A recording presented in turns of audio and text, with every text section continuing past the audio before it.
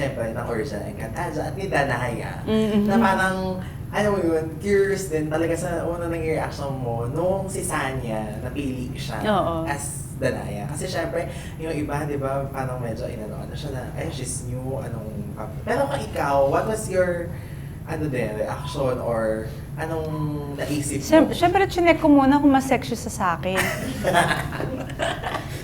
Hindi, alam mo kasi magiging comparison yun. Yun yung number one magiging comparison, di ba? Siyempre, chinek ko muna kasi buntis ako noon. Nalaman ko na meron na. So parang may mga insecurities ako, hormones ata yung tinatawag doon. Tapos sabi ko, okay naman pala. Okay, kaya niya yan. Kasi ako naman, nung nag-start ako as Danaya, wala rin naman akong, sino ba ako noon, di ba? So yung iba na nega at nagbabasya kanya or mga haters, okay lang yun. Kasi kaya lang naman may mga ganun ngayon because of social media nga, mas grabe sila ngayon. Before, wala namang ganun, di ba? So, I'm sure naman napatunayan na ni Sanya yung sarili niya. At dahil doon, nagkaroon pa kayo ng eksenang dalawa. Ay, oo. Marami silang aabangan ng mga eksena pa namin. Oo.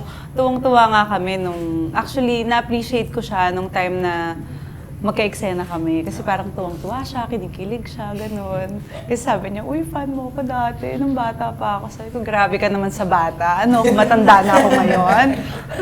Kamusta yung yung naging reunion ni Alfred? Kasi after Encantadia, syempre, nakabuo